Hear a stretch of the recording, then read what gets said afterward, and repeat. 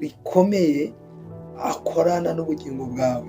Reka nkubwire, woye gutinya ibyo urimo uracamo, ahubwo ibyo urimo uracamo ni icyo Uwiteka akoresha kugira ngo ejo akuremere amateka yo gukomera. Bwana asifiwe. Hari umuntu wavuze ya magambo, bivuze iki? Bivuze ngo Uwiteka afite amagambo menshi ashaka gukorana n'ubuzima bwawe. Nawe rero birasaba ubwira Uwiteka ngo wabonye amarira menshi, birashoboka hari ibihe waciyemo byijimye mu buzima bwawe, ariko reka nkubwire, ndagusezeranya, ndagutangariza, ibihe waciyemo wabonye, amarira wabonye ni aya nyuma. Uyu mwanya amarira yawe Uwiteka arayahojeje, uyu mwanya amarira yawe Uwiteka yakuyeho.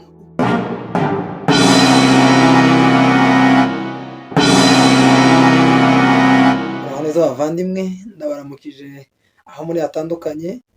Uyu ni umunsi mwiza kandi Imana iduhaye ngo twongere tuganire. Iyi ni Monday Service. Rero aho muri, Yesu abagire neza. Hanyuma uyu munsi ni umunsi wo gushimira Imana. Ni umunsi w'itariki 8 z'ukwezi kwa 4 2024. Hanyuma uyu munsi ni umunsi waho dushimira Imana iduhaye umwanya nk'uyu mwiza, tuboneraho no kwihanganisha abantu bari guca mu bihe bikomeye. Rero aho muri hatandukanye turabasengera, ikindi kandi twifatanyije namwe mu bihe nk'ibi. Yesu abagire neza. Imana niyo nyirihumure, itanga ihumure mu mitima yanyu. Uwiteka Imana igire byinshi ikora ku buzima bwanyu. Rero aho muri, Yesu abaha umugisha. Dutangira rero uyu munsi muri Monday Service, turabanza cyangwa se turasoma ijambo ry'Imana. Hano ni ijambo dusanga muri gitabo cya Yesaya, ni ibice 54 umurongo wa 14. Reka dusome turageza kuri 16. Aravuga ngo uzakomezwa no gukiranuka, agahato kazakuba kure, kuko utazatinya uzaba kure ibiteye ubwoba, kuko bitazakwegera. Amen. 15 akavuga ngo ahari bazaterana, ariko sibyo uzaba bateranije. Uzagukomaniraho wese azagwa ari wowe azize.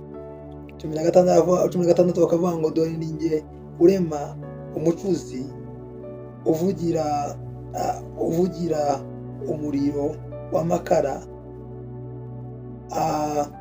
agakuramo icyuma akoresheje umuriro we, kandi umurimbuzi namuremeye kurimbuka cyangwa se kurimbura. Amen. Aya niyo magambo turi gusengeraho cyangwa se turi buganiraho muri kino gitondo cyangwa se umugoroba, bitewe n'aho muri hatandukanye. Bibiliya yambwiye neza cyane, yambwiye ngo usomye ku 13 niho hatangira avuga ngo abana bawe bose bazigishwa n'Uwiteka, kandi bazagira amahoro menshi. Haleluya. Mu gihe nk'iki turi guca mu bihe bikomeye, ibihe isi irimo irahinduka, mu bihe twibuka abacu badukuwemo, ndagira ngo nkubwire, Uwiteka afite umugambi ukomeye ku bugingo bwawe.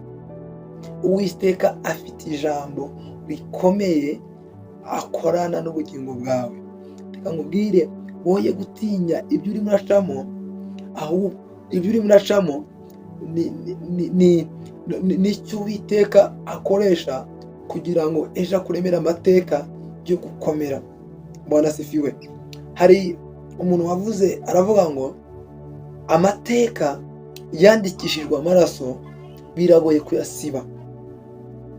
Ni umugabo umwe numvishe arimo arabivuga. Mu yandi magambo, amateka yandikishijwe imvune no kwihiringa no gukomera no gukora cyane no kugira ngo ushakishe Imana cyane, biragoye kugira ngo uyasibe mu gihe kimwe, umunota umwe. Haleluya. Mu yandi magambo bivuze iki? Bivuze ngo Uwiteka afite amagambo menshi ashaka gukorana n'ubuzima bwawe. Nawe rero birasaba ubwira Uwiteka ngo Mana, mu bihe nk'ibi ukeneye ko nkora iki? Mu gihe twifatanyije twese hamwe mu kugira ngo dusenyere umugozi umwe, twubake ejo hacu heza hazaza, dukeneye kugira ngo dushyire Imana imbere kugira ngo tuyobore mu byo tugomba gukora. Reka nkubwire, nta kintu gikomeye, nta n'icyo wageraho mu gihe utabashije gushyira Imana imbere mu buzima bwawe. Niba ushaka gutera imbere, jya ukora ibyo ukora byose, ariko uvuge ngo byose narabikoze, ariko ntabwo naretse Imana. Imana niyo yanabanje mu byo nkeneye byose. Haleluya. Biravuga ngo mushake ubwami bw'Imana no gukiranuka kwayo, naho ibindi tuzabyongererwa. Haleluya. Hanyuma rero, niba ari uko birivuga, niba ari uko Imana ishaka ko ariko tubaho mu buzima bwacu bwa buri munsi, ndagira ngo nkubwire ngo Bibiliya yavuze ngo uzakomezwa no gukiranuka. Reka nkubwire, mu byo ujyamo byose, muri kariyeri zose ujyamo, gukomera kwawe ntahandi kuzaba mu gukiranuka, kuko Uwiteka yaravuze ngo nkunda abankunda, abanshakana umwete bose bazambona. Niba Uwiteka ari wowe umwubaka umutima kandi ukaba umukunda, ukaba umukiranukira, reka nkubwire uzakomera kandi azagukunda kubera ko umushaka kandi uzabasha kumubona. Haleluya. Reka nkubwire, Bibiliya yongeye kandi irambwira ngo agahato kazakuba kure, kuko utazatinya, uzaba kure y'ibiteye ubwoba, kuko bizakwegera. Haleluya. Reka nkubwire, nta giteye ubwoba bizakwegera. Birashoboka, ibiteye ubwoba warabibonye, birashoboka waciye mu bikomeye, birashoboka wabonye amarira menshi, birashoboka ari ibihe waciyemo byijimye mu buzima bwawe, ariko reka nkubwire, ndagusezeranya, ndagutangariza, ibihe waciyemo wabonye, amarira wabonye ni aya nyuma. Uyu mwanya amarira yawe Uwiteka arayahojeje. Uyu mwanya amarira yawe Uwiteka yakuyeho. Ufite umurongo ngenderwaho wo gushima Imana, uvuga ngo Mana, iki waragikoze, iki waragikoze, n'iki niho kiretse, iki nacyo warakibutse, kubera ko uri Imana igira neza. Reka nkubwire, nawe humura, ubwira Imana ngo Mana, ibi ni byo bihe tugukeneye, ibi ni byo bihe tukwibuka, ibi ni byo bihe tuguhamagara, kuko uri Imana igira neza. Haleluya. Imana ishimwe. Reka nkubwire, dukomeje, birayambwiye kandi ngo yambwiye ngo hari bazaterana, ariko sinzi uzaba bateranyije. Reka nkubwire, hari abazaterana bagina ku migambi mibi y'ubuzima bwawe, ariko Uwiteka aravuze ngo humura, ntabwo ari njye nzabateranya, humura, ntabwo ari njye nzabana nabo, kubera yuko jyewe nyigirira imigambi myiza. Ibyo nkwibwiraho ni byiza. Haleluya. Yavuze ngo dore njye urembo mucuzi. Haleluya. Reka nkubwire, usomye umurongo wo hepfo 17 haravuga ngo nta ntwaro yaguteguriye izigera ikurwanya, nta ntwaro yaguteguriye izigera ikugeraho. Reka nkubwire, birambwira ngo bazagutera banyuze mu nzira 7, ariko banyuze mu nzira imwe basubira banyuze mu nzira 7, kubera ko Uwiteka ari kumwe nawe, kubera ko Uwiteka umwiringiye, kubera ko Uwiteka umwizera. Muvandimwe, n'icyo ukeneye ku Uwiteka mubwire ngo Mana, warakoze kundinda, warakoze kubana nanjye, warakoze kumfungurira imiryango. None uyu mwanya nje gushima, nje guhimbaza. Yega amateka yanjye yari amateka mabi, ahahise hanjye ntihari heza, ariko uyu mwanya ndaguhamagaye kugira ngo umbere inshuti. Reka nkubwire, mu gihe inshuti zose zakuretse, mu gihe abantu bakuretse, mu gihe abavandimwe bakuretse, nta yindi nshuti nziza. Yesu niwe nshuti nziza. Iravuga ngo Yesu niwe nshuti nziza. Mu gihe abandi bakuretse, Yesu abana nawe. Yesu arakurinda, Yesu agufungurira imiryango. Yesu abana nawe no mu gihe urahiherereye, uri wenyine udafite uwo muri kumwe, abana nawe, arakurinda. Oh haleluya. Mana we, rinda ubwoko bwawe, rinda umukobwa wawe, rinda umuhungu wawe, rinda mwami Mana yanjye, buri umwe wese. Haleluya. Uwiteka Imana ibagire neza. Uyu mwanya reka nkubwire, ijambo ryacu ryari kukubwira ngo uhumure, Uwiteka ari kumwe nawe, uhumure. Ibyo Uwiteka agufitiye ni byinshi. Amagambo cyangwa se ibyo baguteguriye, yego ni byinshi. Amateka yawe, yego ni mabi. Ibyo washimwe byari bikomeye. Uwiteka aje kuguhanagura amarira, aguhaye ubuzima bwiza kandi bwuzuyemo ibyishimo. Amen. Imana igire neza. Hanyuma uyu mwanya turangiza, ndagusaba, birashoboka ko waba waciye mu bikomeye, birashoboka ko bitewe n'ibyo byose waciyemo wagezeho. Bamwe bavuga ko nta Mana ihari, abandi bavuga ko ibintu bimeze n'ibindi, ariko reka nkubwire muvandimwe, ibyo waciyemo byose ntiwari kubishobora iyo Imana iyo ataza kubana nawe, iyo Kristo ataza kukuyobora. Hanyuma birashoboka ko utari umuzi, yego, ariko n'ubu utari umuzi, ariko uyu mwanya uramumenye, uramwumvishije.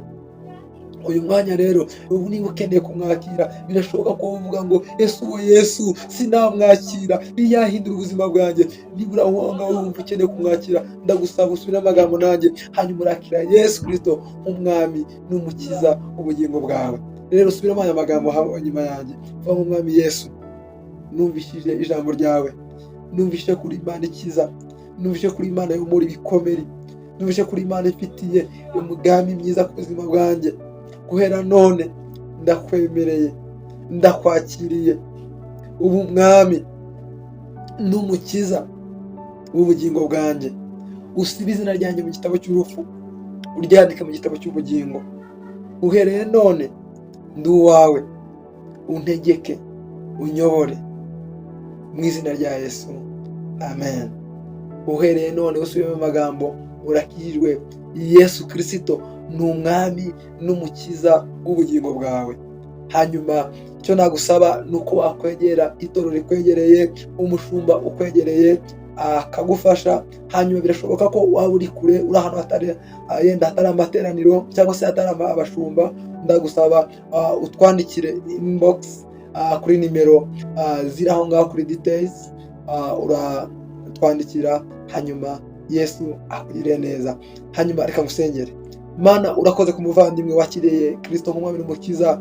Data yemeye ko data gitarakomeye kuri Imana ikiza, kuri Imana ibohora, kuri Imana ihindura, mu izina rya Yesu. Guhera none yemeye kuri umwami n'umukiza w'ubugingo bwe. Mana, muyobore muri urugendo atangira rw'agakiza, ibyo agiye gukora byose ubane nawe, umuyobore, umukize mu izina ryawe Yesu. Umurokore nk'uko wagiye umurokora, umurokore nk'uko warokoye abandi. Uhereye none umukomeze Mana, cyone kibi cyawe uhereye none ku iteka ryose mu izina rya Yesu.